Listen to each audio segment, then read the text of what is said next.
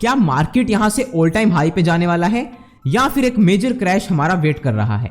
आज की इस वीकली मार्केट एनालिसिस वीडियो में यही चीज की बात करने वाले हैं एंड फिर कुछ न्यूज देखेंगे जो कि पिछले कुछ हफ्ते में आई हैं।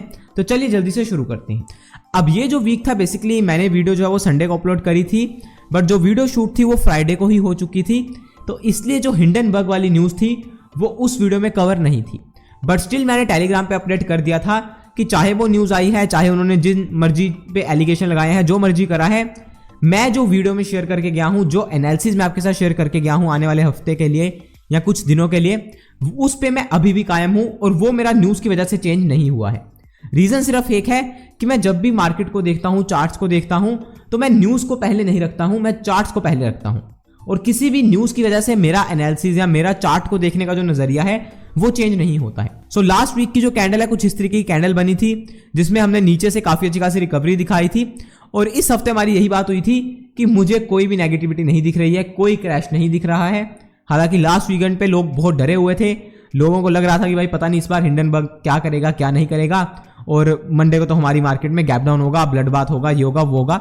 लेकिन आपने देखा वैसा कुछ नहीं हुआ क्योंकि चार्ट में वो चीज फिलहाल नहीं थी।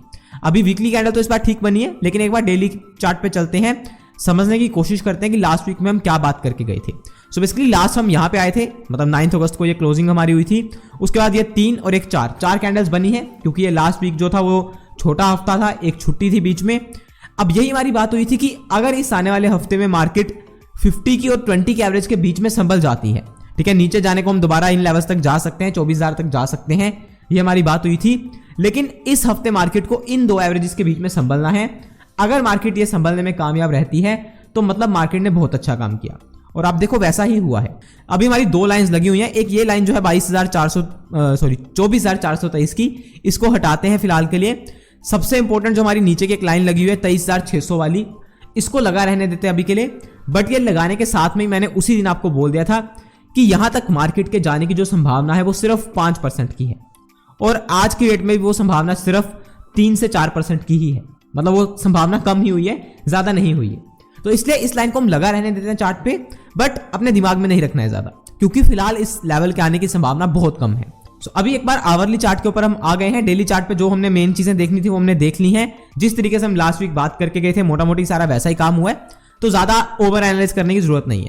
अभी एक बार आवरली चार्ट पे मैं आपको दोबारा स्ट्रक्चर समझा देता हूं। बेसिकली हमारा क्या मानना था, हमारा ये मानना था कि ये एक पूरा एक ट्रेंड चला हुआ है, उसकी एक करेक्शन हुई है जो कि 61% तक मार्केट ने कर ली है, और अभी इसी जगह से मार्केट को कहीं ना कहीं ऊपर जाना चाहिए। और ये हमारी यहाँ पे भी बात हुई थी, यहाँ पे 9 अगस्त को बात नहीं हुई थी, इससे पहले भी हमारी यहाँ पे सेम बात हुई थी। बस अब इस चार्ट में ना एक छोटी सी दिक्कत है जो कि मेरे को फिलहाल दिख रही है, वो मैं आपके साथ शेयर कर देता हूं क्योंकि आने वाले हफ्ते में हमारे लिए वो भी बहुत इंपॉर्टेंट है। वो बेसिकली क्या है कि जब कोई भी प्राइस होता है, वो अगर एक ऊपर की उसने मूवमेंट दिखाई, उसका उसमें करेक्शन आई, अब वो करेक्शन अगर 61% तक आ गई है तो उसके बाद जनरली प्राइस को वहां पे ज्यादा टाइम स्पेंड नहीं करना चाहिए। बट अगर इस केस में हम देखें तो मार्केट ने यहां पे काफी टाइम स्पेंड कर दिया। मतलब उसको देखने का सिंपल सा ये तरीका होता है कि जितना भी टाइम मार्केट ने नीचे आने में लिया है उससे कम टाइम में मार्केट को ऊपर जाना चाहिए। बट इस केस में अगर आप देखोगे तो मार्केट ने नीचे आने में सिर्फ लिए थे 4 से 5 दिन, बट उसके बाद अभी मार्केट को वहां पे यहाँ पे साइडवेज हुए, या मतलब कह लो कि करेक्शन करते हुए नीचे 10-12 दिन हो चुके हैं। तो एक जो स्पीड है वो मिसिंग है सिर्फ। अब जब स्पीड मिसिंग होती है तो एक डाउट बड़ा सा हमारा क्रिएट हो जाता है कि क्या ये जो सारे का सारा ऊपर जा रहा है ये एक बाउंस तो नहीं है, क्योंकि जनरली जो स्पीड कम होती है ना वो बाउंस में ही होती है। जब एक नया ट्रेंड शुरू हो जाता है तो उसकी स्पीड कम नहीं होती है। तो अभी आने वाले हफ्ते में ना सिर्फ हमें ये चीज ट्रैक करनी है कि क्या ये जो ऊपर जा रहा है ये कोई बाउंस तो नहीं है। बाउंस बेसिकली किस चीज का, ये जो फॉल आया है उसका।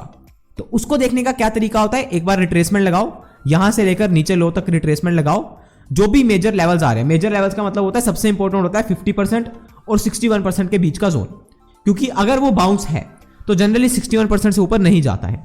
अभी की डेट में हमारा 61% आ रहा है 24,630 के आसपास, और उसी जगह पे अगर आप देखोगे तो हमारा ये गैप भी बना हुआ है। बस अब हमें अगले हफ्ते सिर्फ ये ध्यान रखना है कि मार्केट इस 61% के लेवल पे जाके या इससे थोड़ा बहुत मतलब 50 पॉइंट ऊपर जाके फंसे ना। मतलब ये जो पूरा जोन है लाइक 24,600 से लेकर 24,700 का ये जो जोन है, ये पूरे का पूरा जो जोन बना हुआ है, क्योंकि आपको पता है मैं स्विंग ट्रेडिंग करता हूं, थोड़ी पोजिशनल ट्रेडिंग करता हूं, तो मैं हमेशा एक जोन मार्क करता हूं। ठीक है, मेरे लिए मैटर नहीं करता कि कल के दिन मार्केट 100 पॉइंट नीचे आ जाए, 200 पॉइंट नीचे आ जाए, मैं हमेशा ये देखता हूं कि आने वाले 2 हफ्ते 3 हफ्ते या कम से कम 1 महीने में मार्केट कहां जाती हुई मेरे को दिख रही है। तो इसलिए मैं कम से कम 24,600 या 700 का जो जोन है इसको देखूंगा कि यहां पे जाके मार्केट क्या रिएक्ट कर रही है। ठीक है, मतलब आज के दिन मैं आपको कुछ नहीं भविष्यवाणी करके जा सकता हूं कि ये होगा वो होगा, क्योंकि इस चीज को मेरे को भी देखना है। मेरा पर्सनल मानना यह है कि मार्केट इस लेवल को संभाल लेगी और यहां से मतलब हो सकता है 1-2 दिन रुके 24,600 700 पे जाके, लेकिन इवेंचुअली ऊपर ले जाएगी। पर्सनल मानना मेरा ये है। बट स्टिल एक बार जब हम वहां पे जाएंगे तो ट्रैक करना पड़ेगा, क्योंकि वो लेवल ऐसा है जहां से दिक्कत हो सकती है। क्योंकि अगर 24,600 या 700 से मार्केट रिवर्स करना शुरू कर जाती है नीचे की साइड पे, तो फिर मैं अपने व्यू पे अटका नहीं रहूंगा कि हाँ इस मार्केट को तो ऊपर जाना चाहिए और मैं भी बुलिश हूं। क्योंकि अगर वहां से रेजिस्टेंस दिख रही है तो वो एक बहुत ही जेन्युइन एरिया है जहां से इसको रेजिस्टेंस मिल सकती है। अब हम अगले चार्ट पे चलते हैं जो हमारा बैंक निफ्टी का चार्ट है, क्योंकि उस चीज को सपोर्ट करने के लिए बैंक निफ्टी बहुत अच्छे से खड़ी हुई है। ये देखो, इसकी भी मैं आपको डेली टाइम फ्रेम पे एवरेजेस लगाकर दिखाता हूं। उस दिन हम यहां पे थे, सेम बात हुई थी कि ये जो लेवल्स नीचे बैंक निफ्टी ने बनाए हैं, इससे नीचे बैंक निफ्टी को नहीं जाना चाहिए अब किसी भी हाल में, और बैंक निफ्टी को भी इन दोनों एवरेजेस के बीच में अपने आप को संभालना चाहिए। इस पूरे हफ्ते वही करा इसने, इस लो के आसपास बिल्कुल गई थी और कल के दिन आपको वहीं से अराउंड 1.6% के ऊपर की तेजी दिख गई। तो बैंक निफ्टी ने भी बहुत अच्छे से काम करा है। बैंक निफ्टी का जो वीकली चार्ट है वो बहुत ही इंटरेस्टिंग बना है, मैं आपको ये दिखाता हूं। ये देखो, वीकली चार्ट के ऊपर 2 डोजेस बन चुकी हैं और ये बनी कहां पे है, 20 के एवरेज के ऊपर। मतलब इससे बढ़िया चार्ट पैटर्न जो है ना वो आपको दिख नहीं सकता है वीकली चार्ट पे, मतलब तेजी की साइड का। वो किस तरीके से, ये देखो, ये एक पूरा मूव आया, उसके बाद एक काफी अच्छी खासी करेक्शन करी, 20 के एवरेज पे आकर 2 हफ्ते डोजीज बना दी। और डोजी जो होता है ना वो क्लियर साइन होता है कि एक बड़ा ट्रेंड किसी भी साइड का शुरू होने वाला है। जनरली हम क्या मान के चलते हैं कि जो पीछे ट्रेंड था वही आगे कंटिन्यू होगा। इसमें पीछे क्या ट्रेंड था, ऊपर का ट्रेंड था। अभी करेक्शन हो गई, 2 डोजीज बन गई, तो अभी दोबारा ऊपर का ट्रेंड कंटिन्यू हो जाना चाहिए। बस एक पॉसिबिलिटी ये होती है कि तीसरी डोजी बन जाए, वो भी कई बार हो जाता है, लेकिन अगर वो होता है तो मेरे से खुश इंसान कोई नहीं होगा। क्यों? क्योंकि अगर 3 डोजीज बन जाती है ना तो उसके बाद फिर जो ट्रेंड शुरू होता है वो और भी तेज होता है। तो बस इसको भी हमें आने वाले हफ्तों में ट्रैक करना है कि बैंक निफ्टी क्या कर रही है। मेरे हिसाब से निफ्टी से ज्यादा हमें बैंक निफ्टी को ट्रैक करना चाहिए, क्योंकि बैंक निफ्टी ने काफी अच्छी खासी करेक्शन कर ली है इस पूरे वाले ट्रेंड की, जो हमारा बेसिकली इलेक्शंस के बाद शुरू हुआ था। ये देखो, यहां से लगाकर अगर आपको दिखाऊं तो 50% की रिट्रेसमेंट हो चुकी है। और जो मैंने अभी स्पीड वाली बात करी ना, वो बेसिकली बैंक निफ्टी में नहीं दिख रही है, क्योंकि बैंक निफ्टी क्या है कि अभी अपना एक बेस बनाने की कोशिश कर रही है। तो बैंक निफ्टी में तो यहां से अगर ऊपर जाएगा तो स्पीड ऑटोमेटिकली आ जाएगी। निफ्टी में थोड़ा सा स्ट्रक्चर डिफरेंट है, लेकिन बैंक निफ्टी का स्ट्रक्चर डिफरेंट है। तो यहां पे हो सकता है कि बैंक निफ्टी एक बहुत ही अच्छा सा डब्ल्यू पैटर्न कह लो या डबल बॉटम बनाए और यहां से ऊपर खींच के ले जाए। तो इसलिए बैंक निफ्टी को आने वाले हफ्तों में हमें ट्रैक करना चाहिए। और ये जो 2 कैंडल्स बनी है ये बहुत ही अच्छी बनी है, बहुत ही अच्छी जगह पे बनी है। कैंडल बनना देखो जरूरी नहीं होता है, लेकिन जिस जगह पे बनी है वो बहुत अच्छी है। बस अब नीचे की साइड पे ब्रेक नहीं होनी चाहिए, क्योंकि अगर नीचे की साइड पे ब्रेक होगी तो फिर नीचे का ट्रेंड शुरू हो जाएगा बड़ा वाला। तो इसलिए इसको हम आने वाले हफ्तों में ट्रैक करेंगे। उसके अलावा अगर हम अपने mid cap small cap indices के चार्ट देखें तो इनके भी कल के चार्ट बहुत अच्छे बने हैं। मिड कैप 100 में कल के दिन अराउंड 2% की तेजी थी, काफी अच्छी खासी डेली कैंडल बनी है इसकी। अगर हम जूनियर देखें, मतलब निफ्टी नेक्स्ट 50 को देखें, तो उसकी भी कल की कैंडल काफी अच्छी बनी है। और सबसे अच्छी बात क्या है कि इन सभी इंडाइसिस ने अपनी मेजर 50 की एवरेज, 100 के एवरेज को संभाला है। मतलब बैंक निफ्टी ने 100 के एवरेज को संभाला, निफ्टी नेक्स्ट 50 ने 50 के एवरेज को संभाला, सेम निफ्टी ने भी अपनी एवरेज को संभाला, और स्मॉल कैप ने भी अपनी 50 के एवरेज को संभाला है। तो ये ना बहुत ही छोटे छोटे साइंस होते हैं जो कि आपको पढ़ने पड़ते हैं कि अगर सच में इतनी नेगेटिविटी है, इतना क्रैश कुछ होने वाला है, तो ये अपने मेजर एवरेजेस को संभाल के क्यों बैठे हुए हैं।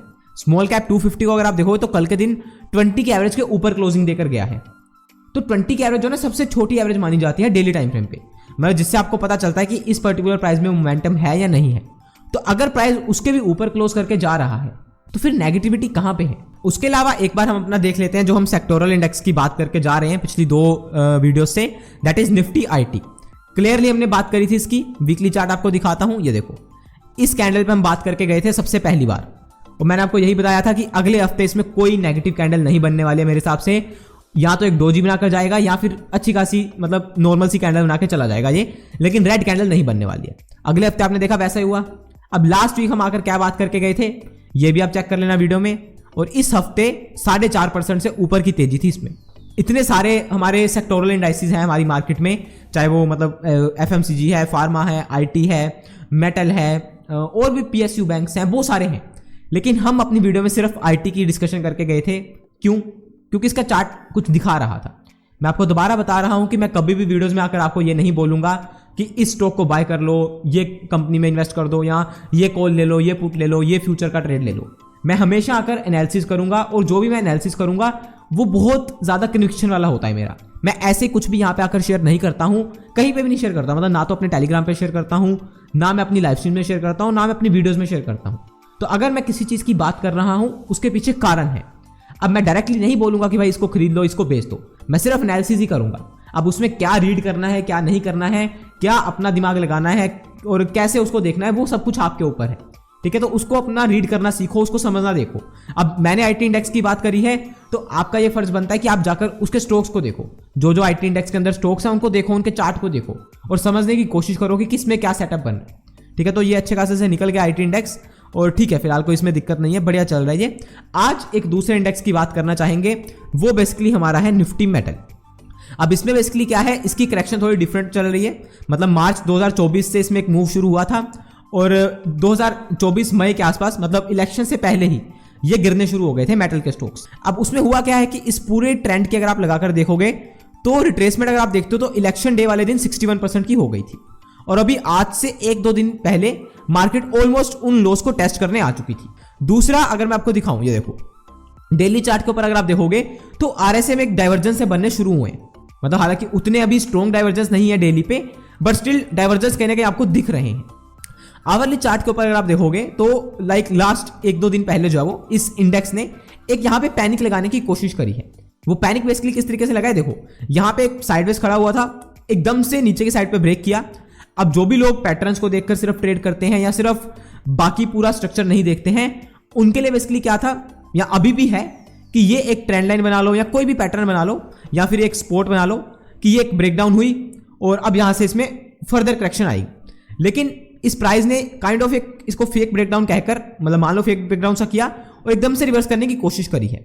हालांकि अभी आज की डेट में अगर आप देखोगे तो इसको आप यही कह सकते हो कि अभी तक तो ये सिर्फ इस पूरे वाले जो एक मतलब इसने फॉल दिखाया था उसका बाउंस है, जो कि बिल्कुल अभी की डेट में आपको यही लगेगा कि बाउंस है।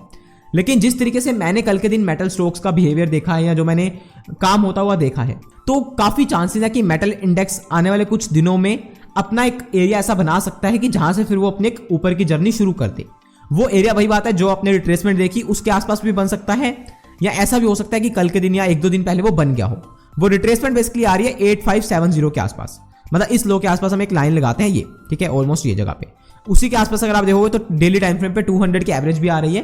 तो मेटल इंडेक्स को स्पेसिफिकली हम ध्यान में रख सकते हैं आने वाले कुछ दिनों के लिए कि ये क्या कर रहा है। ठीक है, क्योंकि ये भी ऐसे स्टॉक्स हैं जो कि काफी बीटन डाउन है और पिछले कुछ महीनों में इनमें कोई पैसा इतना फ्लो नहीं हुआ है। तो अगर मार्केट यहां से ऊपर जाती है तो ये भी एक सेक्टर हो सकता है जिसपे हमें नजर रखनी चाहिए, जिस तरीके से हमने आईटी पे रखी थी। और ये मैं दोबारा बता रहा हूं कि ये कोई 1-2 दिन वाली कहानी नहीं है कि कल चल पड़ेगा, परसों चल पड़ेगा। ये मैं चीज शेयर कर रहा हूं आने वाले 2-3-4 महीनों के हिसाब से। तो इसको हमें उस तरीके से देखना है कि हम उतना व्यू लेकर चलें। कल गिर गए, परसों गिर गए, वो मैटर नहीं करता है। सो ये हमारा इंडियन मार्केट का एनालिसिस यहाँ पे खत्म हो चुका है। अभी एक बार के लिए चलते हैं ग्लोबल मार्केट्स पे, उनको देखने की कोशिश करते हैं। सो सबसे पहले जो हम देखते हैं डॉलर इंडेक्स, तो आप देख सकते हो इसमें वही ट्रेंड चल रहा है, मतलब जो हमने बात करी हुई है कि इवेंचुअली इसको इन लेवल्स के नीचे आना है 99.5 के आसपास जो लेवल्स हैं। अभी फिलहाल 102.4 के आसपास चल रहा है, तो ये गिरता गिराता वहां तक पहुंच जाएगा कुछ महीनों में। और ठीक है, मतलब हमारे लिए ये बढ़िया ही चल रहा है, कोई इसमें दिक्कत नहीं है। एक बार के लिए हम इंटरनेशनल गोल्ड देख लेते हैं। जैसा हम बात करके गए थे कि गोल्ड में कोई बेरिशनेस नहीं है, कोई खराबी नहीं है। इस जगह से हम बात करते आ रहे हैं, इन्हीं लेवल से बात करते आ रहे हैं। 2370 पे उस समय गोल्ड चल रहा था इंटरनेशनल। आज की डेट में 2500 को क्रॉस कर चुका है। कल के दिन 2% से भी ज्यादा की इसमें तेजी थी। वीकली कैंडल अगर आपको मैं दिखाऊं तो देखो 3% ऊपर बंद करके गया है इस हफ्ते।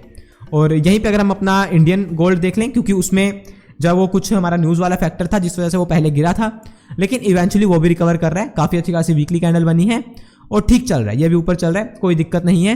गोल्ड में आपको बता चुका हूं, गोल्ड सिल्वर कमोडिटीज में कोई भी बेरिशनेस नहीं है चार्ट्स को देखते हुए। और मेरा आज भी मानना यह है कि गोल्ड में एक ऊपर का ट्रेंड चल रहा है जो कि आज नहीं चल रहा है, ये बात को याद रखना।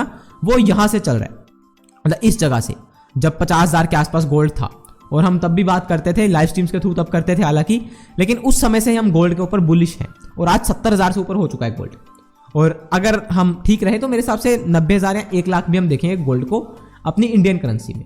इंटरनेशनल सिल्वर देख लेते हैं, क्योंकि उसकी भी हम बात करके गए थे लास्ट वीक। ये देखो, इसमें भी तेजी चल रही है, कोई दिक्कत नहीं है, सब बढ़िया चल रहा है। वीकली कैंडल अगर आप देखोगे तो काफ़ी अच्छी बनी है। लास्ट वीक हम इस कैंडल पे आए थे। अब क्या बोला था मैंने, क्या नहीं बोला था, मैं दोबारा रिपीट नहीं करूंगा, वीडियो आपके पास है, जाकर आप देख सकते हो। इस हफ्ते अराउंड 5.5% से ऊपर की तेजी थी सिल्वर में। इंडियन सिल्वर देख लेते हैं, क्योंकि हमें उससे ज़्यादा फर्क पड़ता है।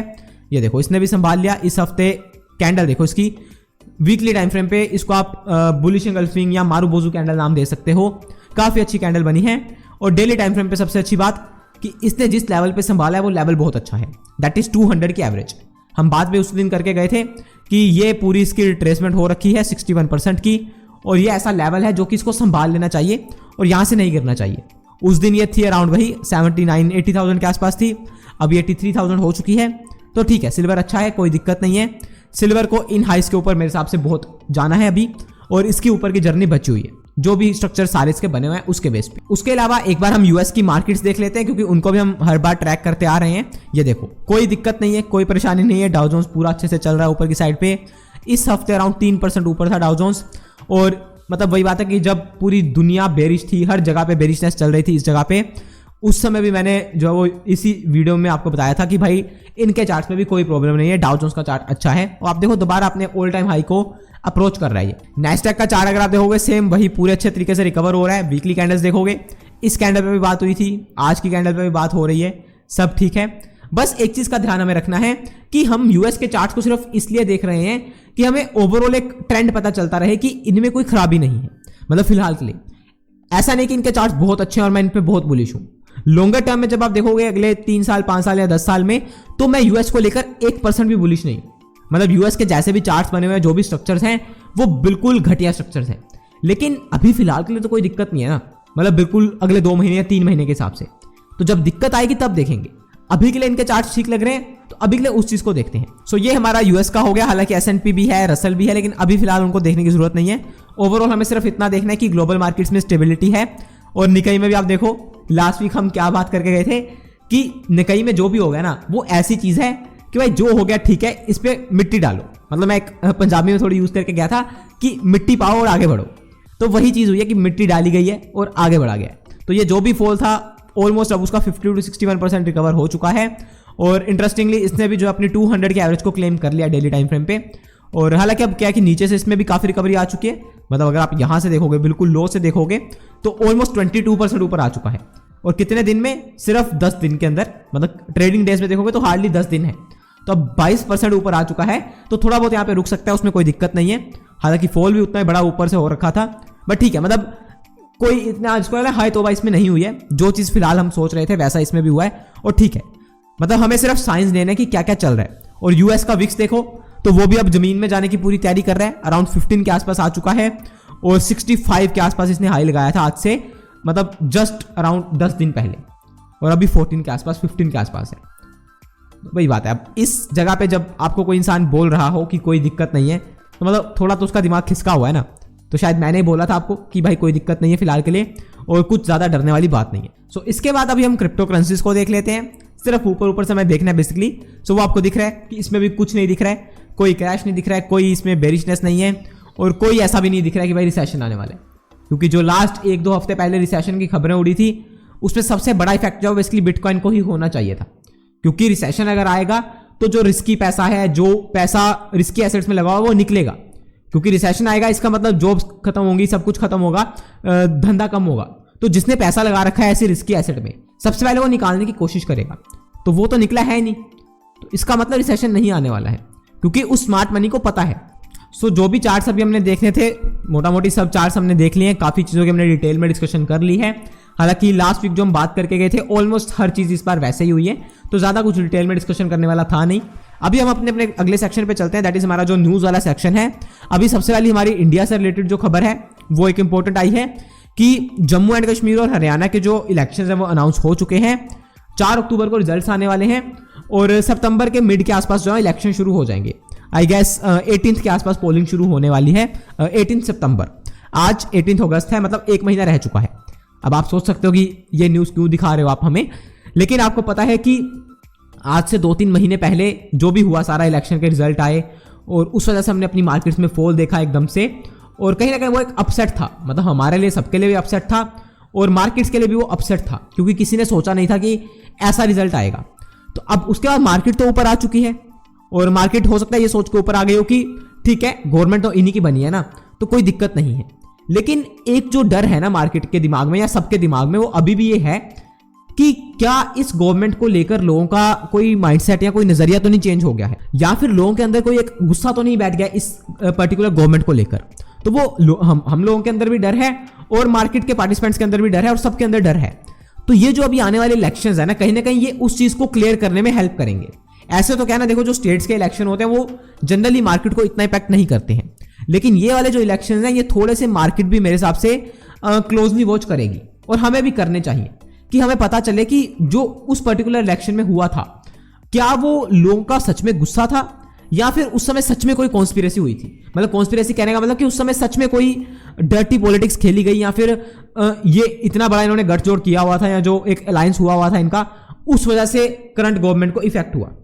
ठीक है, मेरा पर्सनली मानना यही है कि उस समय जो सभी पार्टीज का अलायंस हुआ था ना, उस वजह से करंट गवर्नमेंट को नुकसान हुआ है। लोगों के अंदर कोई भी इनको लेकर गुस्सा नहीं है और लोग ऐसा नहीं है कि इस गवर्नमेंट से दुखी हैं। लोग इनका जो काम है उसको अप्रिशिएट करते हैं। कुछ परसेंटेज ऑब्वियसली होते हैं जो कि कभी भी नहीं सुधरेंगे और कभी भी नहीं मानेंगे कि ये गवर्नमेंट अच्छा काम कर रही है, लेकिन मेजोरिटी अभी भी यही मानते हैं कि ये गवर्नमेंट ठीक है हमारे देश के लिए, चाहे वो जिस मर्जी फ्रंट पे देखो। ये मेरा पर्सनल मानना है, मैं गलत हो सकता हूं, बट ये जो करंट इलेक्शंस आने वाले हैं ये हमें इस चीज को थोड़ा और अच्छे से समझने में हेल्प करेंगे, क्योंकि ये जो दोनों स्टेट्स हैं वैसे भी ऐसी स्टेट्स हैं जो कि इस पर्टिकुलर गवर्नमेंट के बहुत जो है सपोर्टिव नहीं रही हैं।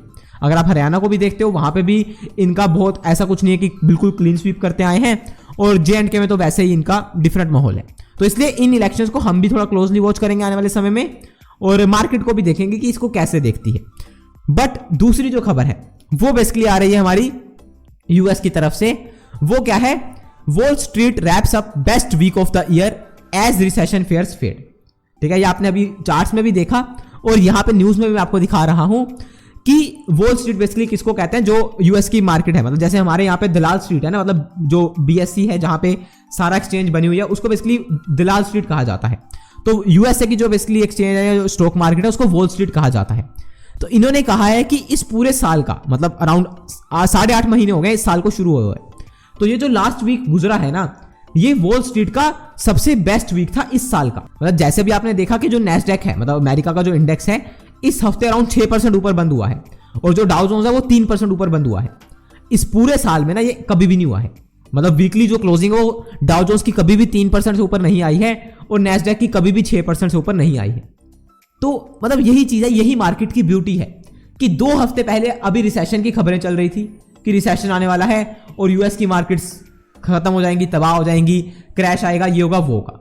लेकिन उससे अगले हफ्ते में ही इस पूरे साल का सबसे बेस्ट वीक जो है वो मार्केट्स में आया है। तो ये साइकोलॉजी समझने की कोशिश करो कि मार्केट कैसे वर्क करती है। रिसेशन ऐसे ना मतलब ढोल बजा के नहीं आता है, या कोई भी चीज इस दुनिया में ढोल बजा के नहीं आती है। जो भी चीजें होनी होती हैं वो हमेशा सडनली होती हैं। जो भी चीज ढोल बजा के आ रही है या फिर इतने हल्ले गुल्ले से आ रही है ना, वो कभी भी नहीं होगी। मतलब आपने कहावत सुनी होगी ना कि जो गरजते हैं वो बरसते नहीं है। वो बिल्कुल सच है, इस दुनिया में भी सच है, इस मार्केट में भी सच है कि जो ज्यादा हल्ला गुल्ला करता है वो कभी भी नहीं सही होता है। वो जैसे हिंडनबर्ग है, सारा दिन हल्ला कर लिया लेकिन क्या हुआ? कुछ हुआ? कुछ नहीं हुआ ना। इतनी बड़ी रिपोर्ट बना दी, लोगों ने पढ़ी भी नहीं और अगले दिन मार्केट में भी कोई रिएक्शन नहीं आया। उसके बाद भी ट्वीट पे ट्वीट किया जा रहा है कि भाई ये घपला हो रहा है, ये हो रहा है, वो हो रहा है। और एक नंबर की रद्दी ऑर्गेनाइजेशन, कोई लेना देना नहीं है, कुछ नहीं, बस लेकिन बोलना है। वही बात की गरजना है लेकिन बरसना नहीं है। और सेम ये है कि रिसेशन भी जो है ना उसको गरजना है, बरसना नहीं है। बरसेगी जरूर, ये भी मैं आपको बताऊं कि रिसेशन मेरे हिसाब से आएगा जरूर। जितनी मेरी समझ है या जितना मैंने मार्केट्स को एनालाइज करा है ना अभी तक, रिसेशन आएगा, लेकिन उस दिन आएगा जिस दिन कोई सोच नहीं रहा होगा। अभी आज तो कहना, आज तो हर कोई बंदा सोच रहा है कि भाई रिसेशन आने वाला है, ये होने वाला है, वो होने वाला है, तो फिर नहीं आएगा। तो इसीलिए मैं न्यूज के ऊपर ना ज्यादा दिमाग नहीं लगाता हूं, क्योंकि एक दिन ये कह रहे होते हैं कि भाई रिसेशन आएगा और अगले ही दिन कहते हैं कि रिसेशन का जो डर है वो खत्म हो चुका है। तो फिर ऐसी न्यूज को पढ़ने का फायदा ही क्या है? सो ये आपने बेसिकली देख लिया यूएस का। अभी आज हम ना थोड़ी ज्यादा न्यूज देखने वाले हैं, क्योंकि चार्ट के ऊपर आज ज्यादा हमने डिस्कशन कुछ करी नहीं है, नॉर्मल सी सारी बातें थी। अब मैं आपको इंडिया की सिचुएशन बता देता हूं कि हमारे देश में रिसेशन आ सकता है या नहीं आ सकता है। आपको पता होगा, शायद आपने न्यूज सुनी होगी कि महिंद्रा ने जो है एक नई अपनी जो है वो थार अनाउंस करी है, दैट इज थार रोक्स, जो कि 5 डोर वाली थार है। इन्होंने जो बेसिकली नोमुरा करके कंपनी है जो कि कंपनीज के ऊपर ना रिपोर्ट्स लाते हैं और मतलब टारगेट्स वगैरह देते हैं कि कौन सी कंपनी क्या कर सकती है क्या नहीं कर सकती है। हालांकि मैं उसको ज्यादा देखता नहीं हूं कि किस कंपनी को अपग्रेड करा है किसको डाउनग्रेड करा है, क्योंकि मैं सिर्फ चार्ट को देखता हूं, मुझे उसी में अपग्रेड दिख जाता है उसी में डाउनग्रेड दिख जाता है। और ये सारी चीजें मैं अपने प्रोग्राम्स में भी बिल्कुल सिखाता हूं, बिल्कुल सिंपल लैंग्वेज में, क्लियर कट। कोई ऐसी हम वहां पे डाटा को एनालाइज नहीं करते हैं, कोई एफआईएस को नहीं देखते हैं, कोई ऑप्शन चेन नहीं देखते हैं, प्लेन चार्ट प्लेन प्राइस देखते हैं और उसी से हर चीज समझने की कोशिश करते हैं। बट अभी जो हम समझना चाहते हैं वो देखो क्या है। अब नोमुरा ने क्या कहा है कि ये जो बेसिकली थार रोक्स है इसकी जो बुकिंग है वो 3 अक्टूबर को शुरू होने वाली है और इनका मानना है कि पहले ही दिन 50,000 गाड़ियों की बुकिंग हो जाएगी। और ये आपने ना पहले भी देखा होगा कि महिंद्रा की जब भी कोई नई कार आ रही है ना, मतलब पिछले 2-3 साल में पहले ही दिन बम्पर बुकिंग हो रही है। अब आप सोचो ये जो बेसिकली कार है इसकी जो प्राइस रेंज है वो अराउंड 13 लाख से लेकर 20 लाख की रेंज के अंदर है, मतलब इसका ये प्राइस सेगमेंट है। अब एवरेज हम 15 लाख भी मान लेते हैं तो मतलब 15 लाख की गाड़ी है ये, और उसकी ये बोल रहे हैं कि पहले ही दिन 50,000 बुकिंग हो जाएंगी पूरे देश में। अब आप इस नंबर को ना मल्टीप्लाई करके देखना कि कितने पैसे बनते हैं और फिर एक बार सोचना कि क्या हमारे देश में सच में रिसेशन आ सकता है कभी। मतलब बिल्कुल वो सोचना भी परे है। मतलब रिसेशन की वही बात है, रिसेशन है क्या कि भाई एक स्लो डाउन चल रहा है इकोनॉमी में और लोगों का खर्च करने का मन नहीं है और लोग स्पेंडिंग नहीं कर रहे। लेकिन अगर आप सोचो कि एक 15 लाख की गाड़ी जो है उसकी पहले ही दिन 50,000 बुकिंग हो जाती है, हालांकि ये भी एक्सपेक्टेशन है, लेकिन अगर एक्सपेक्टेशन 50,000 की है तो 5,000 तो बुक नहीं होंगी ना, हो सकता है 40,000 हो जाए, 45,000 हो जाए या फिर 35,000 हो जाए। लेकिन 50,000 की एक्सपेक्टेशन के बाद 2,000 बुक हो या 5,000 बुक हो वो मुश्किल होता है। तो अगर मान लेते हैं 40,000 भी बुकिंग होती है तो भाई रिसेशन कहां पे है। मतलब एक 15 लाख की गाड़ी को लेने के लिए 40,000 लोग पहले ही दिन तैयार हैं, तो भाई रिसेशन कहां पे दिख रहा है आपको। और सेम ये डाटा जो है यूएस में भी है, यूएस में भी सेम चीजें हैं, बस वहां पे दिक्कत क्या है कि वहां पे रोज ही इतने डाटा आते हैं कि लोग किसी एक डाटा को पकड़ते हैं स्पेसिफिक और उसको लेकर खबर बना देते हैं कि हाँ देखो रिसेशन आएगा, जैसे उस दिन उन्होंने जॉब वाले डाटा को करा। लेकिन इतने बाकी डाटा हैं जो कि यूएस के अच्छे आ रहे हैं उसको वो कभी नहीं देखते हैं। रीजन क्या है कि दिमाग में मंदी बैठी हुई है, वो जा नहीं रही है। इसके बाद हमारी ये दूसरी खबर जो कि हमारे महान इन्वेस्टर वॉरेन बफे की तरफ से आ रही है, वो क्या है कि आपने भी सुना होगा कि पिछले कुछ टाइम में इन्होंने काफी अच्छी खासी सेलिंग करी है स्टॉक्स में। एप्पल में इन्होंने अपना 50% हिस्सा बेच दिया है और अभी ये अपने हाईएस्ट एवर कैश के ऊपर बैठे हुए हैं, मतलब वन ऑफ द हाईएस्ट इनका जो है वो कैश होल्डिंग अभी है। और ये एक्सपेक्ट कर रहे हैं कि मार्केट में क्रैश आएगा या फिर डाउन मतलब आएगी मार्केट, उसके बाद हम उस कैश को लगाएंगे। तो सेम वही बात, साइकोलॉजी मिक्स करो कि मतलब ये जो क्रैश आने वाला है या मतलब जो क्रैश लोग पिछले 2-3 साल से एक्सपेक्ट कर रहे हैं वो इतना ढोल बजाकर क्यों आ रहा है। मतलब मुझे ना एक चीज समझ नहीं आती कि सबको बताकर ये क्रैश या फिर रिसेशन क्यों आ रहा है। मतलब इतना ही क्या हो गया कि भाई हर किसी को पता लग जा रहा है कि क्रैश आने वाला है और रिसेशन आने वाला है। तो मेरे तो दिमाग में ये चीज फिट नहीं बैठती है, क्योंकि मेरा सिंपल सा मानना है कि इस मार्केट को लेकर पर्टिकुलरली जो भी चीजें होती है ना वो हमेशा अनएक्सपेक्टेडली होती हैं। जैसे आपने देखा भी है, चाहे वो आप बजट को ले लो, चाहे आप इलेक्शंस को ले लो, चाहे आप उससे पहले रशिया यूक्रेन वॉर को ले लो, उससे पहले भी चीजें ले लो, हर चीज अनएक्सपेक्टेडली होती है। और इनका कैश जो है ना पिछले 2-3 साल से बढ़ ही रहा है। 2 साल पहले भी यही खबरें आती थी कि ये कैश लेकर बैठे हुए हैं, ये क्रैश का वेट कर रहे हैं, ये कर रहे हैं वो कर रहे हैं। लेकिन एग्जैक्ट वो क्रैश किस दिन आना शुरू होगा ये नहीं पता है ना किसी को, ये तो चार्ट ही बताएंगे सिर्फ। अब हम कोशिश करेंगे कि हम भी उसके साथ थोड़ा आसपास निकल जाएं, लेकिन आज की डेट में क्रैश नहीं दिख रहा है तो मैं क्यों बोलूं।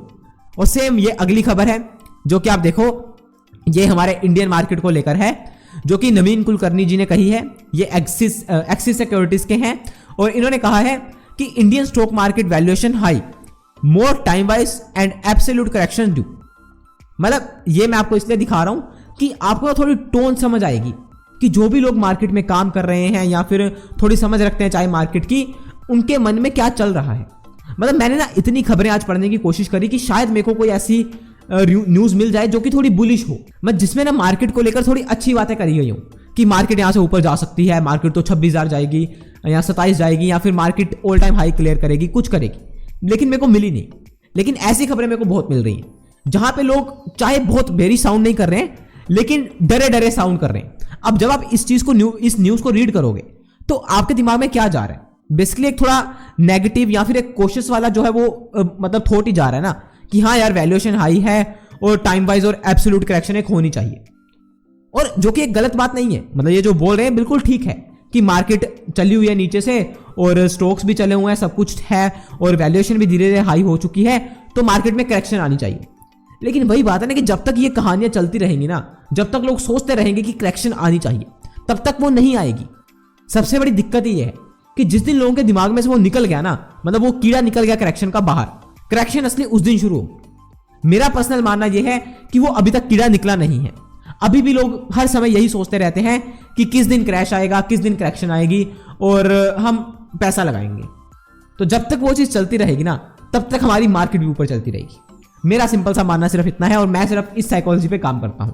चार्ट्स में थोड़ी दिक्कत है, चार्ट्स थोड़े खराब हैं, वो ठीक है, मैं भी मानता हूं कि वैल्यूएशन हाई है, चार्ट्स चले हुए हैं, मार्केट चली हुई है, सब कुछ ठीक है। लेकिन आप साइकोलॉजी को साथ में फिट करो ना, कि अगर 100 लोग इस मार्केट में काम कर रहे हैं तो 95 लोग यही सोच रहे हैं कि वैल्यूएशन हाई है, मार्केट गिरेगी, तो फिर कैसे गिर जाएगी मार्केट? ये जो सारी कहानी है ना, बिल्कुल उल्टी होनी चाहिए कि 100 लोग अगर मार्केट में काम कर रहे हैं ना, तो 95 लोग ये सोचने चाहिए कि मार्केट यहां से ऊपर जाएगी। सिर्फ 5% कुछ ऐसे लोग होने चाहिए चुनिंदा, जो कि सोचेंगे नहीं अब मार्केट गिरनी चाहिए। जिस दिन ये कहानी बन जाएगी ना, एक्चुअल मार्केट उस दिन गिरनी शुरू होगी। सो इस चीज को हम साथ साथ में देखेंगे, ट्रैक करेंगे, बट अभी के लिए यही सब है। आई होप आपको ये चीज समझ आ गई है जो भी मैं समझाना चाहता हूं। So that's all for this video. I hope आपको ये वीडियो अच्छी लगी है। मेरे को कमेंट्स में जरूर से लिख के बताया करो, क्योंकि ये हमारी 3rd weekly market analysis video थी। लास्ट 2 हफ्ते में आपने देखा होगा कि कैसे हमने एनालिसिस करा है, बिल्कुल सिंपल प्लेन चीजों को यूज करके, और कैसे वो चीजें आपने होते हुए भी देखी हैं। तो कमेंट्स करके बताओगे, डेफिनेटली मुझे मोटिवेशन मिलेगा और भी चीजें इंक्लूड करने का, और भी नए नए सेगमेंट्स इसमें लाने का, एंड आगे जाकर आपको इसमें बहुत कुछ और नया सीखने को मिला करेगा, बिल्कुल फ्री ऑफ कॉस्ट। तो लाइक करके, शेयर करके जरूर से मेरे को बताइए। Thanks for watching. मैं मिलूंगा आपसे अगली वीडियो में। सोशल मीडिया के सारे जो मेरे हैंडल्स हैं वो डिस्क्रिप्शन में आपको मिल जाएंगे। कहीं पे भी आप मेरे से कोई बात करना चाहते हो, फॉलो करना चाहते हो, कर सकते हो। टेलीग्राम ग्रुप हमारे ज्वाइन कर सकते हो। Thanks for watching. जय हिंद, वंदे मातरम।